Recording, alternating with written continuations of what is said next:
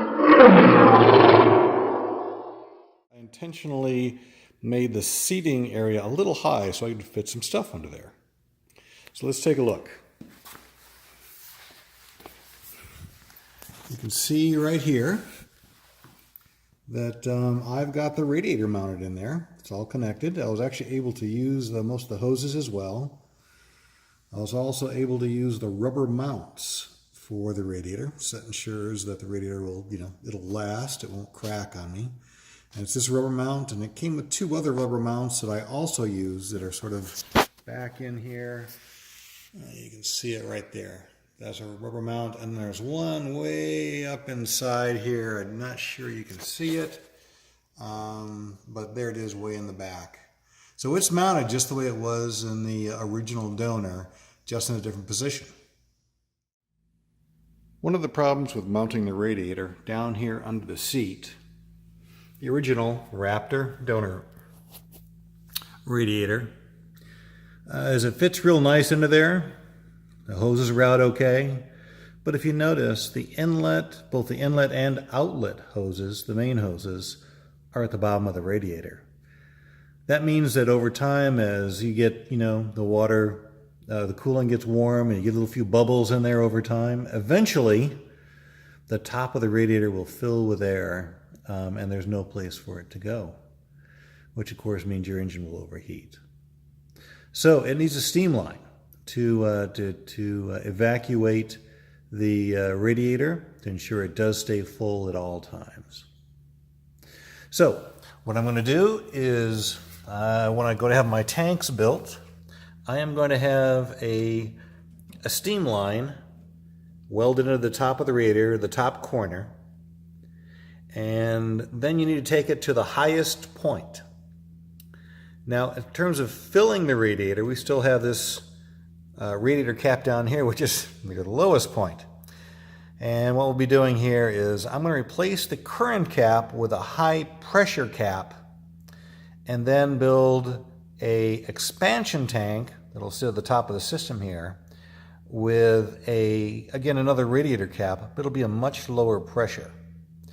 So when the system does expand, the coolant will come out of the top one versus the bottom one, since the bottom one is a much higher pressure. It'll be a 2-bar cap, which it'll be more like about 1.1 or 1.2 bar on the top one.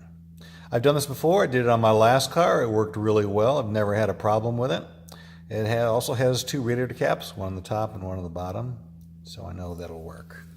Okay, so coming up here, and in fact, there it is.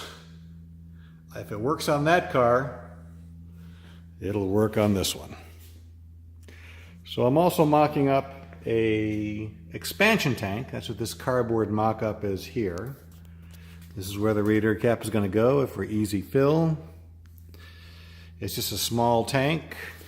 It also helps with my my hose routings. I don't know if you can see under here, but from the top of the head, this is where the hose comes up.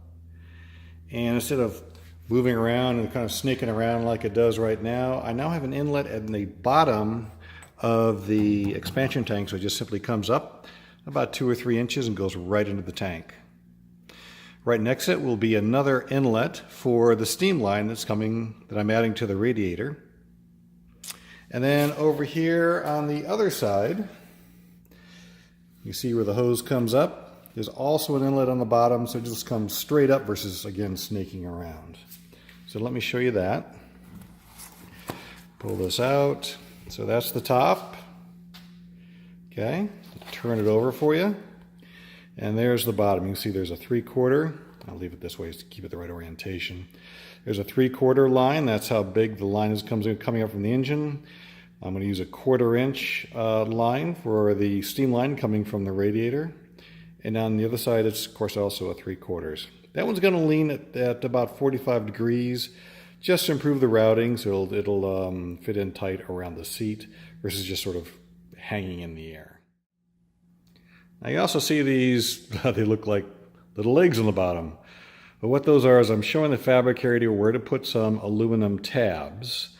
And I normally just have them put in rough tabs, just so they're there. Then once I bring it back to a vehicle here, I can bring it in and I can trim it to fit and get a much more exact fit. But that's how it will mount to the chassis.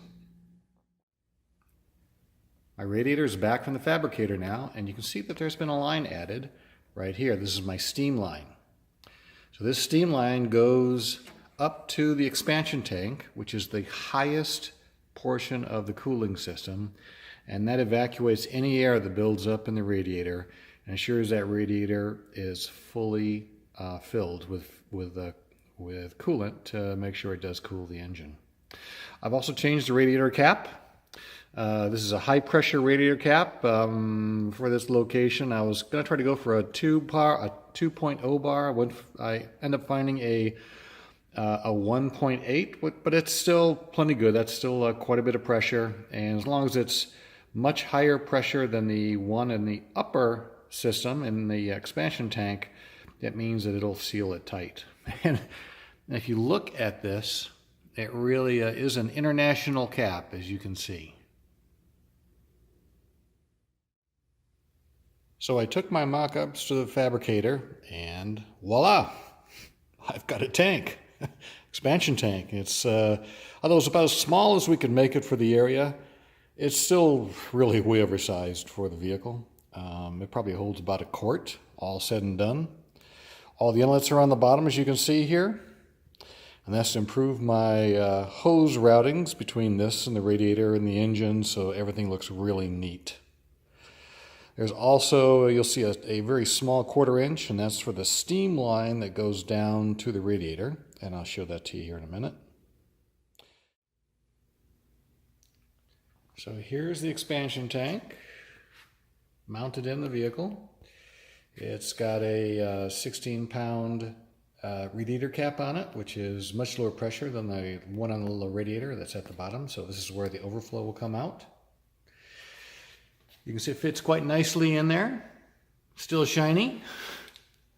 And I think you can see how my hoses, it helps me really neatly route my hoses, and like for example just this short one up to the engine. So there it is.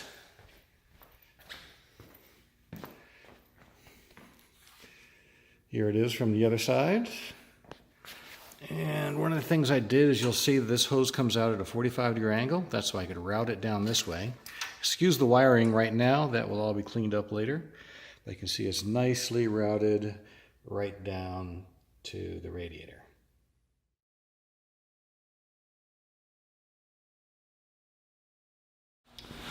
New Tan Man coveralls. These what's happening in the garage. I like them. They're free flowing. They me. I think they're a keeper. Yes, they are.